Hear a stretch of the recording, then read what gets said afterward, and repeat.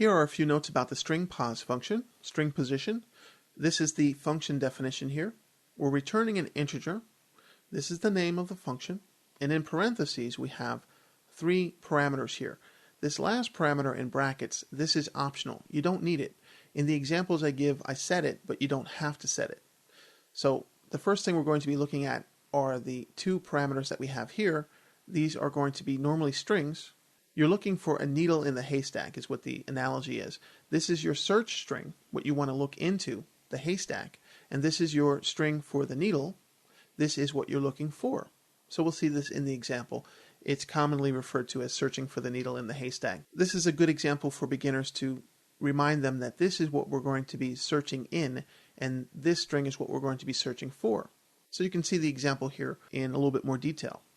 The offset at the end is optional, like I mentioned. This is going to offset from the left towards the right. So this is an integer. If you put a 0 in, that particular value there, you're starting at exactly where string pos would start if you didn't have that last parameter there. It would start from the leftmost character of a string, which is the 0 element, like if you're dealing with your arrays.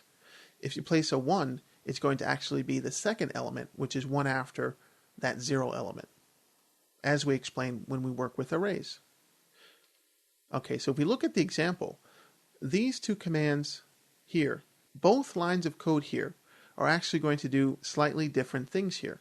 If our string is the quick brown fox jumped over the lazy dog, then we can start from that first character here, which is actually the 0 character at the T, and we can start to look for quick, and it's going to be found right here.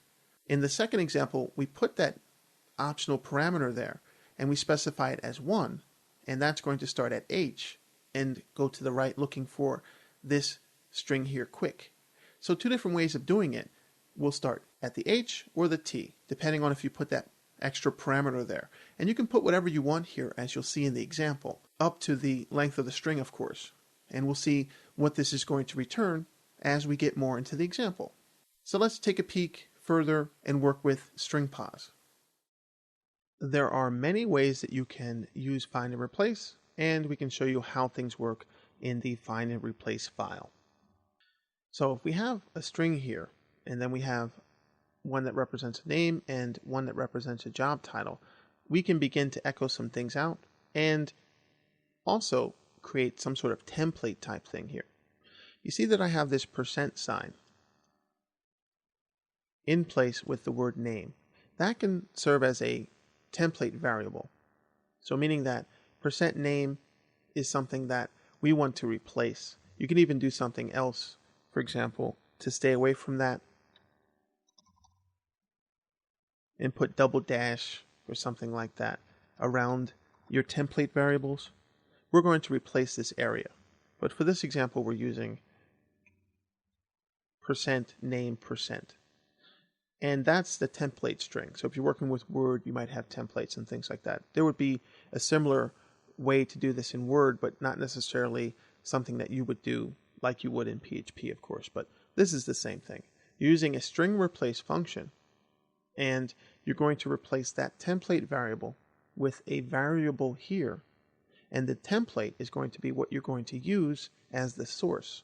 So this is the variable that you want to replace. It happens to be in strings here. You want to find that in the template, and this is the replacement. And that's how you do that there. And what is returned is a string with the replacement. So you're not actually dealing with the source. You're not changing that. You're giving it to a destination string. And if we echo that out, you'll see that that is replaced.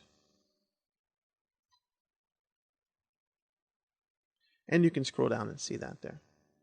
And this is the original. And there's a job title there as well. The first pass, we just changed that. Brian is now there. And then we change the job title. And we replace it.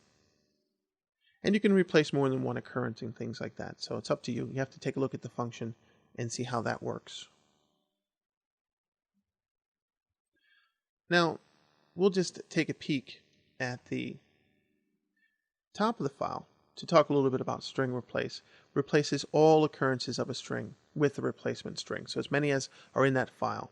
There are others as well that deal with replacing, and I recommend taking a peek at that. There's also the string pos function, and this is going to find the first occurrence in a file and manipulate that. So we'll take a look at that as well. And then there are going to be other positional type functions that you can have, and you want to take a look at those to see how they're going to help you out. But continuing. So here you can see there are this number of other planets, for example. We create an array that just has numeric values in it, and then we actually do a string replace on $nums, meaning that everything in here as an array we want to replace. We want to replace it with an X. It could be anything, but we want to replace it with an X.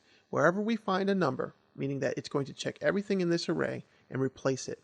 So each character is going to get replaced with an X. And this is our source, and this is our destination, and it's replaced from the string replace function.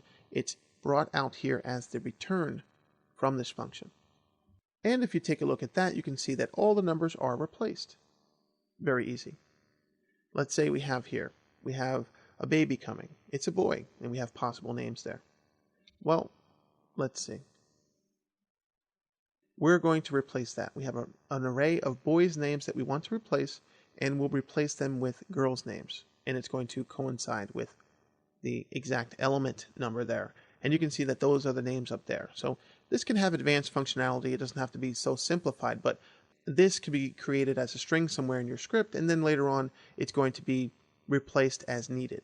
And then you just do the string replace with the boy's name array and the girl's name array, and then you replace the source string here. You place that there, and it's replaced by the function and returned to new string.